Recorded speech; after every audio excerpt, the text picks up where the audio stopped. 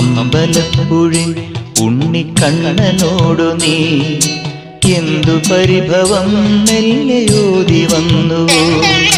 കൽവിളക്കുകൾ പാതി മിന്നി നിൽക്കവേ എന്തു നൽകുവാൻ എന്നെ കാത്തു നിന്നു നീ.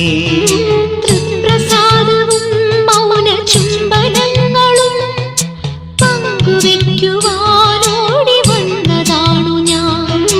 രാഗചന്ദനം നിന്റെ നെറ്റിയിൽ തൊടാൻ ഗോപകന്യയായോടി വന്നതാണു ഞാൻ.